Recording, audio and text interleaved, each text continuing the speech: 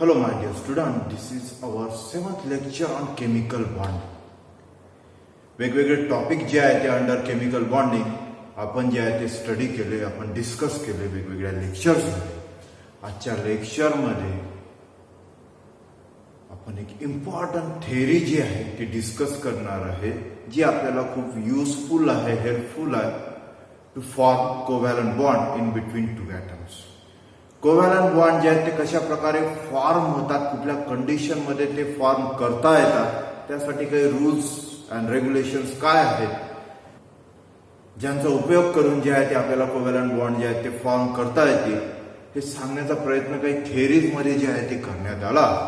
So त्यामध्ये first theory जी आहे ती आपण आज डिस्कस करणार आहे, that is valence bond theory. एक मोस्ट इम्पॉर्टंट थेअरी आहे in case of covalent bond formation. Covalent bond कसा फॉर्म होतो याच्यासाठी एक युजफुल थेअरी जी आहे ती आपल्याला डिस्कस करायची आहे. थेअरीचं name that is valence bond theory. Valence bond theory, Heitler and London, these two scientist, first scientist is Heitler and another one is London.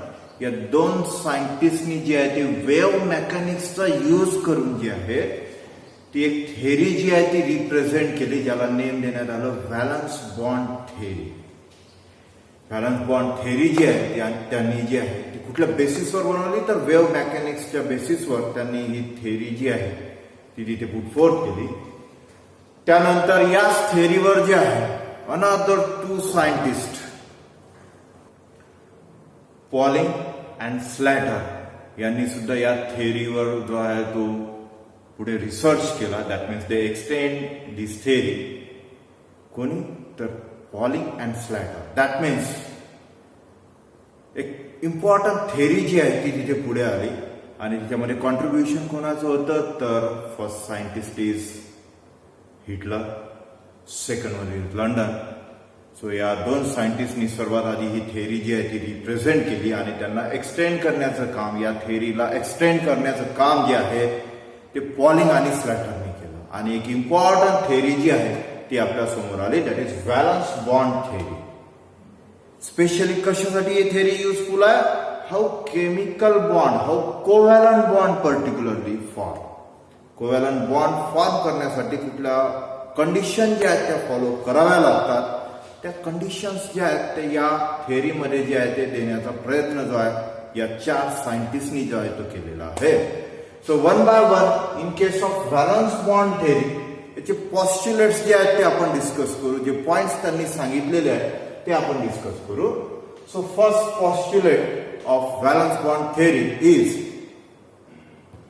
a covalent bond is formed when half-filled orbital of one atom. A covalent bond is formed when half-filled orbital of one atom overlaps the half-filled orbital of another atom.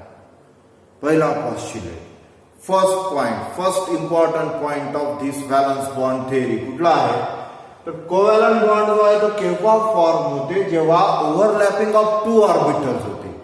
Overlapping जे आहे that means this to orbital mix with each other असं आपण तिथे म्हणू शकतो.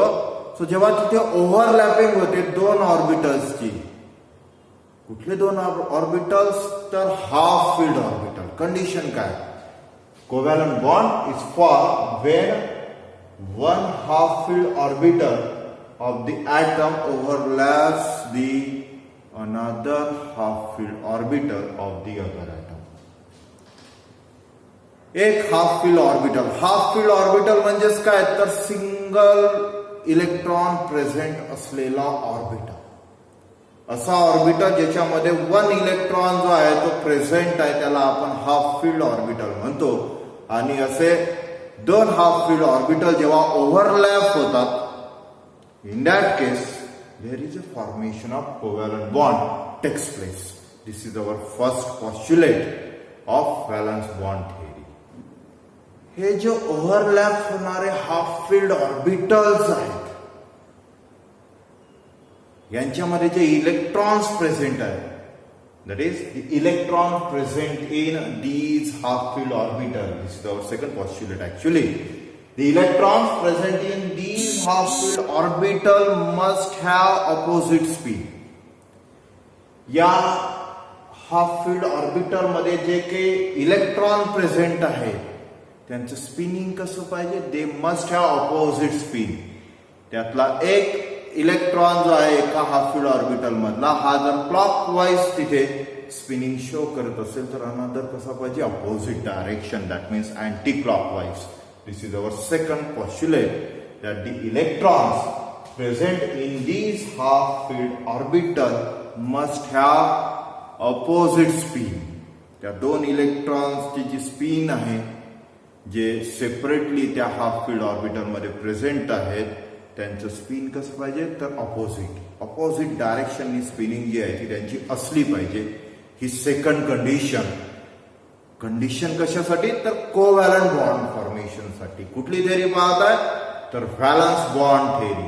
कुठल्या सायंटिस्टनी propose केली? तर 4 सायंटिस्टनी. फर्स्ट टाइम रिप्रेझेंट केली हिटलर आणि लंडनने, आणि नंतर त्याला एक्सटेंड करण्याचा प्रयत्न केला. या थेरीवर आणखीन पुन्हा रिसर्च करण्याचा प्रयत्न कोणी केला? तर पॉलिंग अँड स्लॅटर. सो या थेरीचं हे second postulate. Now during the overlapping of these orbital,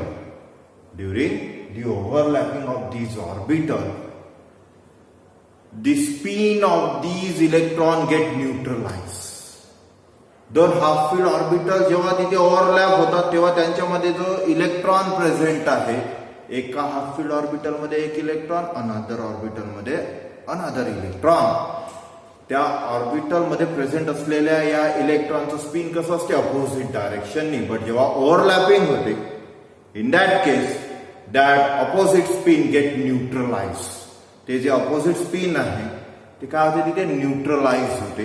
that means त्याची व्हॅल्यू किती होते स्पिनिंगची? That is 0. So opposite spin get neutralize when that two half-filled orbital get overlap.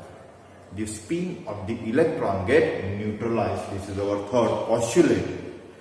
When that spin get neutralized, due to that, the increased electron density decreases the nuclear repulsion. Nuclear repulsion जे काही तिथे होत होतं, due to increase in density of electron, it get decreased. That means due to increase in density of electron, nuclear repulsion get decreased and energy get released during that overlap. Next postulate. Greater the extent of overlapping of these two orbitals जेवढे strongly तिथे overlap होती तेवढा तिथे तो जो bond आहे तो strong तिथे फॉर्म होणार. That means greater is the strength of the bond formation. Greater the overlapping of these orbital, greater is the strength of that bond formation. तेवढा strong तो bond जो आहे तो तिथे फॉर्म होणार.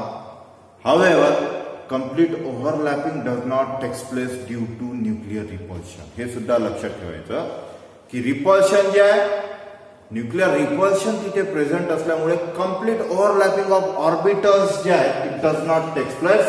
बट जेवढा जास्त तिथे ओव्हरलॅपिंग ऑफ ऑर्बिटल जे आहे ते तिथे होणार तेवढा स्ट्रॉंगर बॉन्ड फॉर्मेशन जे आहे ते आपल्याला तिथे पाहायला मिळेल. सो असं सिंपल असं हे पॉस्ट्युलेट जे आहे ते दिलेलं आहे इथे की greater the extent of overlapping of these half filled orbital, stronger is the bond formation. But overlapping जे आहे ते completely होणार नाही. का होणार नाही overlapping completely?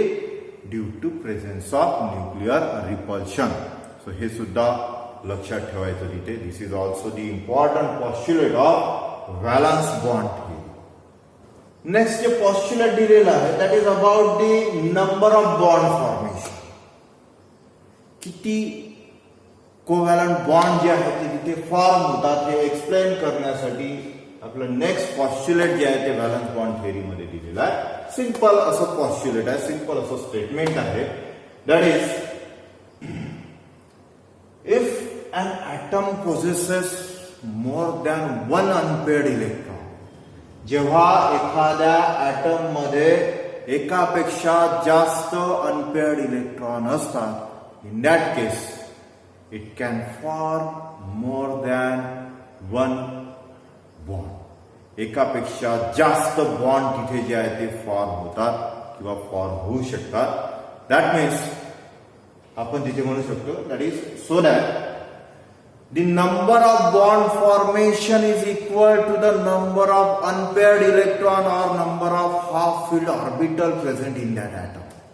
सिंपल असं स्टेटमेंट जे आहे ते आपण इथे करू शकतो की number of bond formation in an atom is equal to the number of unpaired electron or number of half filled orbital present in that atom. That means जेव्हा एखादा ॲटम जो आहे तो तिथे 2 or 3 बॉन्ड्स जे आहेत ते फॉर्म करत आहे, याचा अर्थ काय की त्या ॲटम मध्ये जे आहेत ते number of half filled orbitals किती असतील, 2 or 3 रिस्पेक्टिव्हली.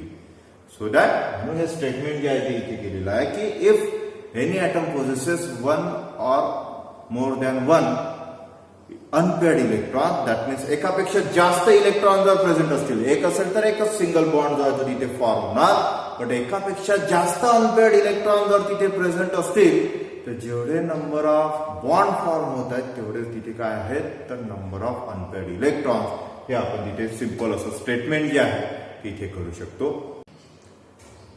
नेक्स्ट असं जे पॉस्ट्युलेट दिलेलं आहे it is very useful. It explain the stability of that bonded atom. Stability of that bonded atom जी आहे ती कशावर डिपेंड आहे, कुठल्या कंडिशन मध्ये तो बॉन्डेड ॲटम म्हणजे जो तिथे बॉन्ड फॉर्म करत आहे तो ॲटम जो आहे तो मॅक्झिमम कंडिशन मध्ये तो स्टेबल राहील किंवा मॅक्झिमम स्टॅबिलिटी शो करेल. ते लाईट अप करण्यासाठी, ते एक्सप्लेन करण्यासाठी हा नेक्स्ट पॉस्ट्युलेट जो आहे तो दिलेला आहे. सिंपल असा पॉस्ट्युलेट जो आहे तो इथे आहे. The distance at which the attractive forces and repulsive forces, the distance at which the attractive forces and repulsive forces balance each other. कुठलं डिस्टन्स, एक असं डिस्टन्स जिथे attractive forces, force of attraction म्हणजे ॲटम्स जे आहे ते attract होत आहे, that is attractive forces, and repulsive forces म्हणजे अशा टाइप्स ऑफ फोर्स जो दोन ॲटमला दूर लोटण्याचा जो आहे तो तिथे प्रयत्न करतो. So the distance at which the attractive forces and repulsive forces balance each other. असं डिस्टन्स जिथे अट्रॅक्टिव्ह फोर्स आणि रिपल्सिव्ह फोर्स जो आहे तो एकमेकांना बॅलन्स करत आहे, एकमेकांना काय करत आहे तिथे बॅलन्स करत आहे. सो असं डिस्टन्स जे अट्रॅक्टिव्ह फोर्सेस आणि रिपल्सिव्ह फोर्सेसला बॅलन्स करत आहे अशा डिस्टन्सला आपण म्हणतो the equilibrium distance between the nuclei of the 2 bonded atoms. Distance कसं आहे, जे अट्रॅक्टिव्ह फोर्स आणि रिपल्सिव्ह फोर्स यांना बॅलन्स करत आहे. सो जिथे तो बॅलन्स फॉर्म होत आहे त्याला आपण म्हणू दी इक्विलिब्रियम डिस्टन्स. कशामधलं, तर ते जे दोन ॲटम्स आहेत ज्यांच्यामध्ये या दोन फोर्सेस मध्ये इक्विलिब्रियम फॉर्म झालेला आहे, तर त्या दोन ॲटम मधील हे इक्विलिब्रियम डिस्टन्स आहे दोन ॲटम्सच्या न्यूक्लियामध्ये, असं आपण तिथे म्हणणार. ठीक आहे. So due to the formation of equilibrium distance at that level the total energy of bonded electron is minimum. या कंडिशन मध्ये टोटल एनर्जी जी आहे त्या बॉन्डेड इलेक्ट्रॉनची ही मिनिमम असते. एनर्जी मिनिमम आहे मीन्स स्टॅबिलिटी जी आहे ती मॅक्सिमम असते. तिथे या कंडिशन मध्ये तो मॅक्सिमम स्टॅबिलिटी शो करते. का शो करते, कारण attractive forces, repulsive forces, these 2 forces are balanced at that condition. So because of that total energy of the atom जी आहे ती तिथे मिनिमम लेवलला जी आहे ती तिथे असते. आणि एनर्जी ऑफ द ॲटम जर कमी असेल तर तिथे स्टॅबिलिटी जी आहे ती मॅक्झिमम असते. सो या कंडिशनला मॅक्झिमम स्टॅबिलिटी तो बॉन्डेड ॲटम जो आहे तो शो करतो. वेल एक्सप्लेन केलेला हिटलर आणि लंडनने त्याच्या व्हॅलन्स बॉन्ड थेअरीमध्ये. तसा हा एक सिंपल पॉस्च्युलेट. आतापर्यंत जे पॉस्च्युलेट्स आपण पाहिले त्यामध्ये आपण जे इलेक्ट्रॉन यूज केले ते कसे होते, अनपेअर.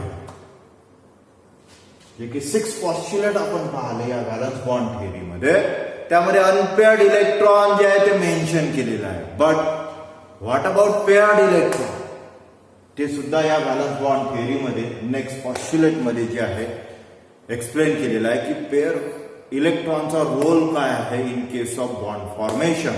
तर सिंपल असं पॉस्च्युलेट जे आहे ते दिलेलं आहे हिटलर अँड लंडननी त्यांच्या व्हॅलन्स बॉन्ड थेअरीमध्ये. That is the electrons which are paired in an atom are not participate in case of bond formation. जे पेअर्ड इलेक्ट्रॉन आहेत ते बॉन्ड फॉर्मेशन मध्ये पार्टिसिपेट करत नाही. They remain inactive at that case. In that case they remain inactive. That means participation जे आहे bond formation मध्ये हे पेअर्ड इलेक्ट्रॉनचं जे आहे ते तिथे नसते. बट इफ अन ॲटम, जर एखाद्या ॲटम मध्ये व्हॅकंट ऑर्बिटल्स जर प्रेझेंट असतील, if there is a presence of vacant orbital in an atom of the element, in that case हे जे पेअर्ड इलेक्ट्रॉन आहेत त्या ॲटम मध्ये प्रेझेंट असलेले दे गेट अनपेअर्ड. हे जे पेअर्ड इलेक्ट्रॉन्स आहेत ते अनपेअर्ड इलेक्ट्रॉन्स मध्ये तिथे ऍक्च्युली कन्वर्ट होतात.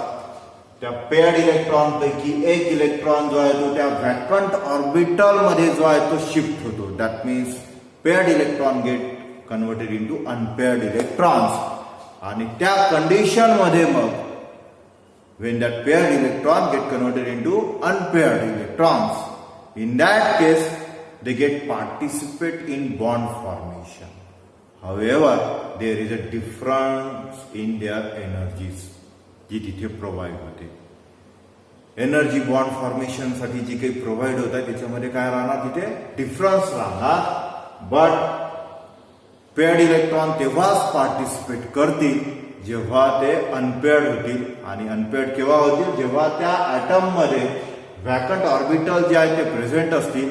आणि इन दॅट केस जर त्याला आपण एनर्जी प्रोव्हाइड केली तर ती प्रोसेस जी आहे ती तिथे फॉरवर्ड होते. पेअर इलेक्ट्रॉन जे आहेत ते अनपेअर्ड इलेक्ट्रॉन्स मध्ये कन्वर्ट होतात आणि नंतर मग बॉन्ड फॉर्मेशन होताना जे आहे ते आपल्याला दिसते.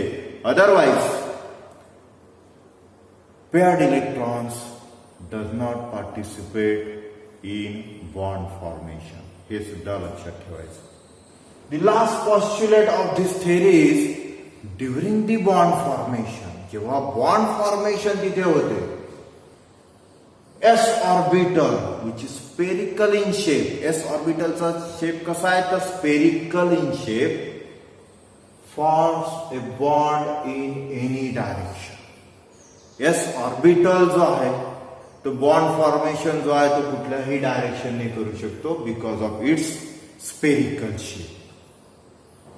What about P orbital. In case of P orbital, P orbital जो आहे तो बॉन्ड फॉर्मेशन करतो in X, Y and Z direction. X, Y and Z these are 3 axis. 3 ऍक्सिसच्या डायरेक्शननी पी ऑर्बिटल जो आहे तो तिथे बॉन्ड फॉर्मेशन जे आहे ते तिथे करते. In case of D and F orbital they have also same orientation in space and form bonds in certain direction.